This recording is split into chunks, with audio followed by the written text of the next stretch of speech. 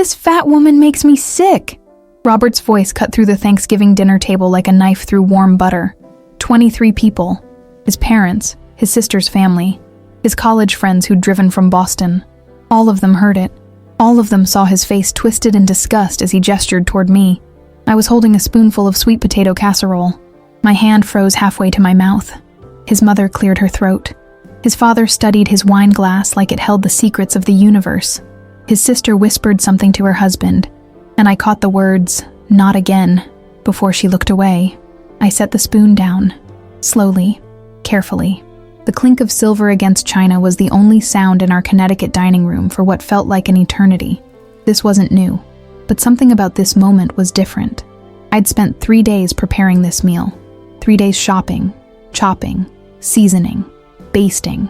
I'd worked a double shift at the hospital on Tuesday, then came home to make his mother's pumpkin pie from scratch, because store-bought wasn't good enough for Robert's family. The turkey was perfect, golden brown, herb-crusted, exactly how his father liked it. The table was set with our wedding china, the good silverware I'd polished by hand the night before. Candles flickered in crystal holders. Everything was magazine perfect. Everything except me. I was a nurse. I saved lives. Just last week, I'd held a woman's hand through her final moments, while her family drove through a snowstorm to say goodbye. I'd talked a teenager out of giving up during a painful procedure. I'd run codes, managed emergencies, earned the respect of doctors twice my age. But here, in my own home, at my own table, I was just the fat woman who made my husband sick. Robert took a long drink of his bourbon. His college buddy Mike tried to change the subject. "So, Robert, how's the dealership doing? Heard you guys had a record month. Would have been better if I wasn't stressed out at home," Robert muttered, loud enough for everyone to hear. Hard to focus on selling luxury vehicles when your wife can't even control herself around food. I felt it then. That thing people talk about. That moment when something inside you doesn't break. It crystallizes, hardens, becomes something else entirely. I thought about the gym incident 3 months ago. He'd surprised me there with a personal trainer, announced it in front of everyone at the front desk, said I was his project. The trainer had looked uncomfortable. The receptionist had pretended to be busy with paperwork. I thought about the grocery store. 6 months ago. He'd removed items from our cart, held up a bag of chips, said loudly, "Do you really need this?" A mother with 2 kids had hurried past us. An elderly man had frowned. I thought about our anniversary dinner, last May, how he'd ordered a salad for me without asking. Told the waiter, "She's watching her figure." Well, someone has to. 12 years. 12 years of this. His sister finally spoke up. "Robert, that's enough." "Is it, Diane? Is it enough? Look at her. I married a different person. Now I'm stuck with this." I stood up, not dramatically, not with tears or trembling hands or a gasp of shock. I stood up the way I stood up at the hospital when a patient needed me. Steady, professional, present, but distant. "Excuse me," I said. My voice was calm, eerily calm. I walked out of the dining room. I could feel their eyes on my back. I heard Robert's father say something sharp and low. I heard his mother's intake of breath. I heard the scrape of chairs as people shifted uncomfortably. I walked up the stairs to the guest bedroom, the one we never used, the one with the lock on the inside of the door. I sat on the edge of the bed and looked at my reflection in the dresser mirror. My makeup was still perfect. My hair was still in place. My dress, the navy one I'd bought special for today, still fit exactly how it should. I looked exactly like someone who'd just been humiliated in front of 24 people, but I felt like someone else, someone new, someone who'd just realized something important. I was done. Not done in the crying, begging, "Please love me" way. Not done in the "I'll change, I'll be better, I'll be what you want" way. Done. I heard footsteps on the stairs. Robert's heavy gait. He knocked on the door. "Baby, come on. You're embarrassing me. Everyone's waiting for dessert." I didn't answer. "Are you serious right now? You're really going to hide up here like a child?" I stared at my reflection. Something had shifted behind my eyes. Something cold and clear and absolutely certain. "Fine. Be that way. But tomorrow, we're talking about this. About you. About what you're going to do to fix this situation." His footsteps retreated. I heard him go back downstairs.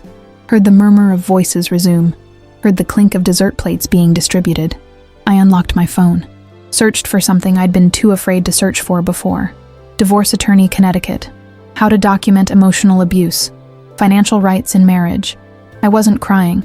I wasn't shaking. I was thinking, planning, calculating. Something had broken inside me that night, but it wasn't my spirit. It was my tolerance. And what came next, Robert would never see coming. The morning after Thanksgiving, I woke up at 5:30, same as always. Robert was still asleep, snoring into his pillow like nothing had happened. I got up, got dressed, made coffee. Only one cup, mine. When he came down an hour later, scratching his stomach and yawning, he stopped short in the kitchen doorway. "Where's my coffee?" I looked at him, really looked at him. Then I looked back at my medical journal, took a sip from my mug, and turned the page. "Hello? I'm talking to you." I highlighted a passage about cardiac rhythms. My hand was steady. My face was blank. So that's how this is going to be? The silent treatment? Real mature. I stood up, rinsed my cup, placed it in the dishwasher. His dirty cereal bowl from yesterday was still in the sink. I left it there, walked past him, went upstairs to brush my teeth. That was day 1. By day 3, he was confused. By day 5, he was irritated. By day 7, he was unraveling. I kept my routine precise, clinical. I went to work, came home, prepared my meals, just mine. I washed my scrubs, my clothes, my towels. His laundry piled up in the hamper like evidence. "You're really not going to do the wash?" I folded my own clothes. 1 shirt, 2 shirts, 3. Each movement deliberate, calm. I could feel his eyes on me, waiting for a response, desperate for any reaction. Nothing. At the hospital, people noticed. Sarah, my colleague in the ICU, cornered me during a break. "You okay? You seem different." "Different how?" "I don't know. Lighter?" "No, that's not the word. Sharper. Like you're more focused, but less. Here." I smiled. A small, knowing smile. "I'm exactly where I need to be." She studied my face, then nodded slowly. "Good. Whatever it is, keep doing it." At home, the silence grew teeth. Robert would try to start arguments, throwing out insults like bait. "You know, Lisa saw you at the hospital last week. Said you looked miserable. Guess your coworkers see what I see." I stirred my tea. The spoon clinked against the mug. Once, twice, 3 times. Rhythmic, meditative. "Are you even listening to me?" I took a sip, set the mug down, opened my laptop. His face reddened. "You think you can just ignore me? In my own house?" I typed an email, work-related, something about shift schedules. My fingers moved across the keyboard with purpose. He slammed his hand on the table. My tea sloshed slightly. I looked at the spill, looked at him, took a napkin, cleaned it up, threw the napkin away, sat back down, continued typing. "You're insane. You know that? Completely insane." I saved the email as a draft, closed the laptop, stood up, walked to the living room, picked up my book, the one I'd been meaning to read for months. Started chapter 1. I could hear him in the kitchen, pacing, muttering, opening and closing cabinets harder than necessary. Week 2 brought something interesting. He tried a different approach. "Listen, about Thanksgiving. Maybe I was harsh, but you have to understand. It's frustrating for me too. Looking at you, knowing you could be different if you just tried. I was folding a patient's discharge papers at the time. Even at home, I'd brought work. I creased the paper. Once, twice, perfect thirds, slipped it into an envelope. I'm trying to apologize here. I sealed the envelope, wrote the address, placed a stamp, set it by my purse to mail tomorrow. This is ridiculous. You're being childish." I picked up my phone, opened my notes app, started typing. He tried to look at the screen. I angled it away. Not dramatically, just enough. "What are you writing? Are you writing about me?" I kept typing. Date, time, direct quote. "I'm trying to apologize here. You're being childish." Location, kitchen, witnesses, none. I'd been documenting everything, every insult, every attempt at manipulation, every moment of his cruelty, dates, times, witnesses when available, a detailed record building like a case file, because that's what this was now, a case, and I was gathering evidence. Week 3, he oscillated between rage and panic. I watched it like a scientist observing a specimen, detached, curious, clinical, You can't keep this up forever. You're going to have to talk to me eventually. I was making dinner. My dinner. Grilled chicken, roasted vegetables, quinoa. Healthy. Balanced. The smell filled the kitchen. His stomach growled. He'd been living on takeout and cereal. You're really not going to make enough for me? I plated my food. 1 portion. Exactly measured. I'd started eating better. Not for him, but for me. For the person I was becoming. Strong. Deliberate. Unshakable. I sat at the table. Cut a piece of chicken. Chewed slowly. Savored it. He ordered pizza. Again. That night, I heard him on the phone in his study. Talking to his mother, I assumed. His voice was low, frustrated. I don't know what's wrong with her. She won't talk to me. Won't cook. Won't do anything. It's like living with a ghost. A ghost. That's what he thought I was. Something insubstantial. Fading. He had no idea I was becoming more solid every day. More real. More certain. The next morning I added another note to my file. Started researching lawyers. Not casually browsing. Serious research. Reading reviews. Checking credentials. Making a short list. I found 3 names. Made 3 appointments. All during my lunch breaks at work. All in different towns. All paid for with my own money from an account he didn't know about. Because that was another thing I'd discovered during my silence. I'd been contributing 70% of our mortgage for years. I made more than him. Always had. But somehow, I'd let him control the narrative. Let him make me feel less than. Not anymore. Robert tried one last thing before the month ended. Flowers. Cheap ones from the grocery store. He left them on the kitchen counter with a note. I'm sorry. Can we please talk? I looked at the flowers. Looked at the note. Then I picked them up, walked to the trash can, and dropped them in.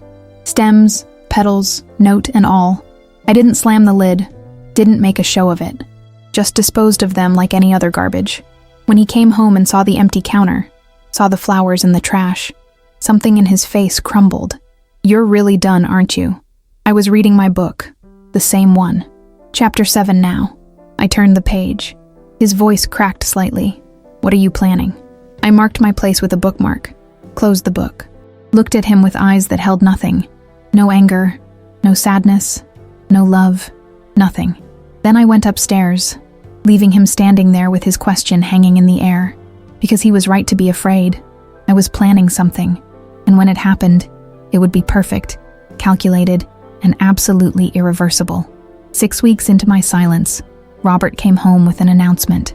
The dealership's annual gala is Saturday. You're coming. I was chopping vegetables.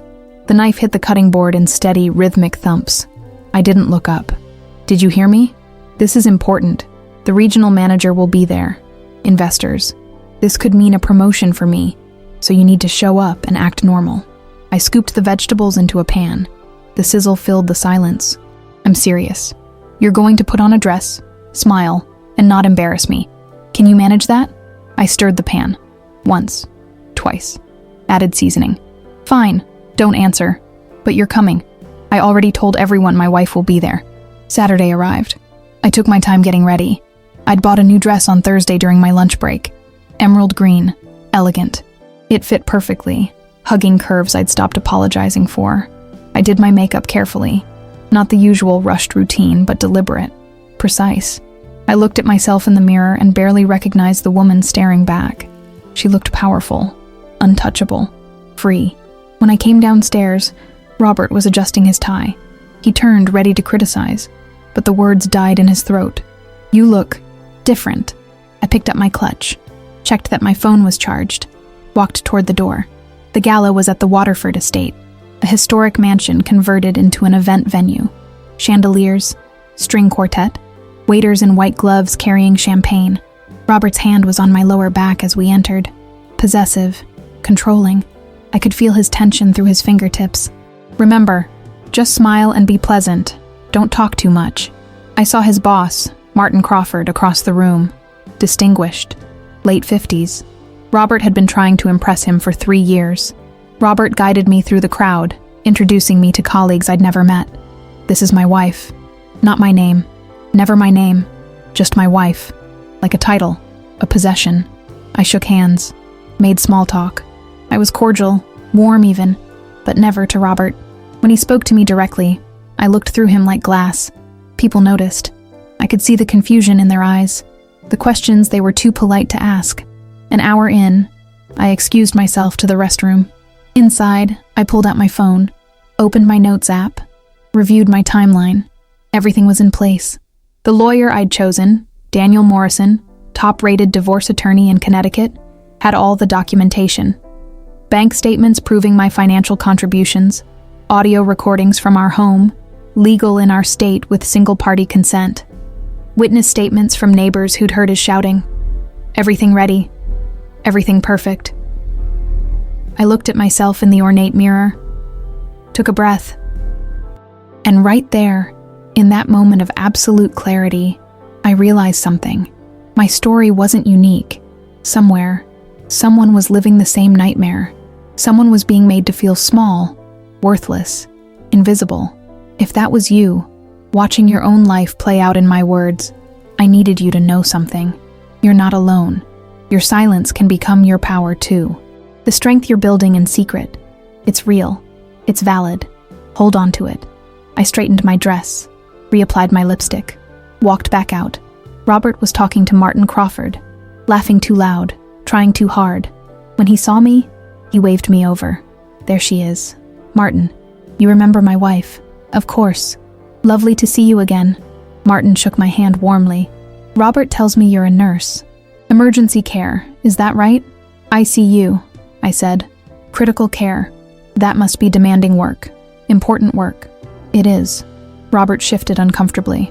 He didn't like when I talked about my career. Didn't like being reminded that I saved lives while he sold cars.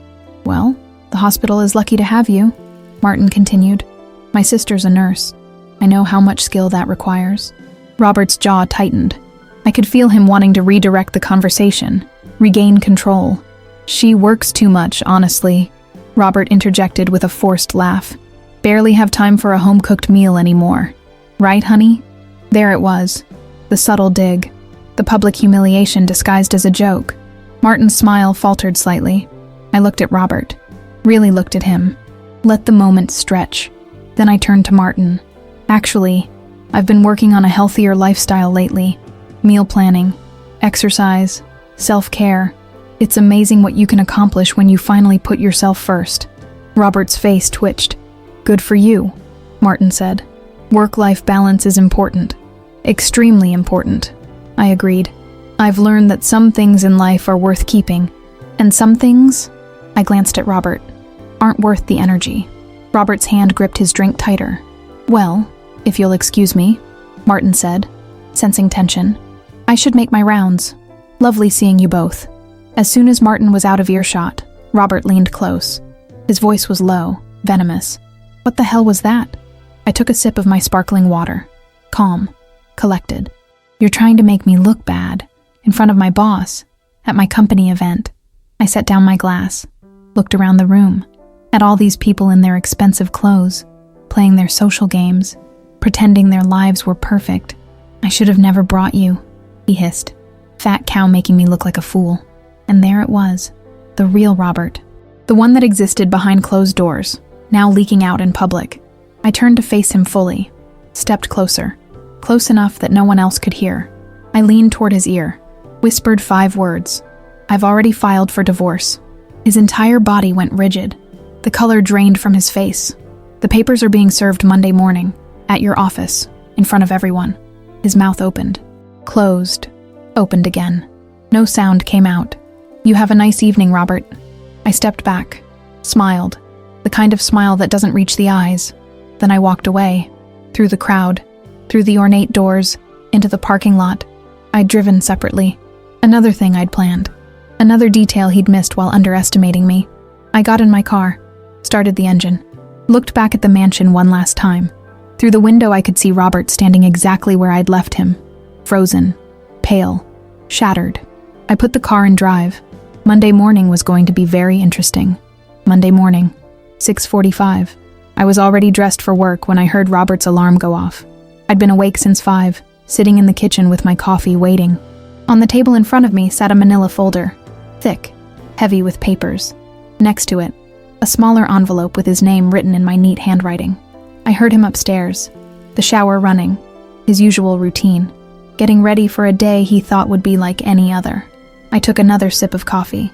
My hand was steady. At 7:15, he came downstairs. Tie perfectly knotted, hair still damp. He walked into the kitchen scrolling through his phone, probably checking sales numbers from the weekend. He didn't see the folder at first. Didn't see me sitting there, watching him. "Coffee ready?" he asked, still not looking up. I didn't answer. He glanced up then, saw me, saw the folder. His steps slowed. "What's that?" I pushed the folder across the table toward him. The sound of paper sliding on wood was the only noise in the room. He picked it up, opened it. His eyes scanned the first page, petition for dissolution of marriage. I watched his face change. Confusion, disbelief, then something else. Fear. He flipped through the pages. Faster, faster. His breathing quickened. "You can't be serious." I was silent. This is insane." He reached the section detailing asset division. His eyes widened. "Wait, the house. This says the house is in your parents' names. That's wrong. That has to be wrong." I took another sip of coffee. "I bought this house. With my name. My credit." I set down my mug. Looked at him with the same blank expression I'd worn for 6 weeks. "Show me the deed, Robert." His face went pale. Because he couldn't. Because he'd never actually checked. He'd assumed. Like he assumed everything. The house had always been in my parents' names. A gift to me before we married. They'd transferred it to my name alone 3 months ago. Legal. Documented. Irreversible. He kept reading. I watched him discover each carefully planted truth. The financial record showing I'd contributed 73% of our living expenses for the past 12 years. The documentation of my salary, which had always been higher than his. The promotion I'd received 5 weeks ago, assistant head of ICU, which I'd never bothered to mention to him. "You got promoted?" I tilted my head slightly, still silent. "And you didn't tell me? Why would I?" I thought. "You never asked about my work. Never cared." He found the next section. Audio recordings, transcripts, dates, times, locations. Every insult, every humiliation, every moment of cruelty documented with clinical precision. "You recorded me? In our own home? Legal in Connecticut with single-party consent." My lawyer had checked thoroughly. His hands were shaking now. Papers fluttered as he turned pages. Then he saw the witness statements. Margaret Paulson, next-door neighbor. I've heard him yelling at her through the walls for years. Horrible things about her weight, her appearance. David Chen, neighbor across the street. I saw him berate her in their driveway multiple times. Once made her cry in front of our kids. Sarah Mitchell, my colleague. She'd come to work with this defeated look. Took me years to realize it was him breaking her down. Diane Patterson, his own sister. Robert's head snapped up. "Diane gave you a statement?" The statement was short, factual. "I've witnessed my brother's verbal abuse of his wife at family gatherings. It was cruel, unacceptable. She deserves better." His hands dropped to his sides. The papers scattered across the table. You've been planning this. For weeks. Months." I stood up, rinsed my coffee cup, placed it in the dishwasher. "You can't do this. I won't let you." I picked up my purse, my keys, checked my watch. 7:42. I needed to leave for my shift. "I'll fight this. I'll get a lawyer. I turned to face him. This man I'd spent 12 years with. This man who'd made me feel small, worthless, invisible. "You said I made you sick." My voice was calm, quiet, final. "Now you're free. Leave." His mouth opened to argue, to threaten, to do whatever he thought would work. The doorbell rang. Robert looked at the door, then at me. I walked past him, opened it. Officer Patricia Martinez stood on the porch in uniform. I'd called her that morning, explained the situation, asked for a civil standby while Robert collected his belongings. "Ms. Torres? I'm here as requested." "Thank you, officer." Robert appeared behind me. "You called the cops? On me?" "Mr. Patterson," Officer Martinez said calmly, "I'm here to ensure a peaceful resolution. You need to collect your personal items and vacate the premises. The property owner has requested your removal." "Property owner? I live here. According to the deed, you don't, sir. I suggest you cooperate." I stepped aside. Let Officer Martinez in. She was professional, calm, exactly what I needed. Robert stood there stunned, broken. Everything he thought he controlled had slipped through his fingers in one morning. "You're really doing this?" I didn't respond. He went upstairs. I heard him throwing things into bags, cursing, slamming drawers. 20 minutes later, he came down with 2 suitcases.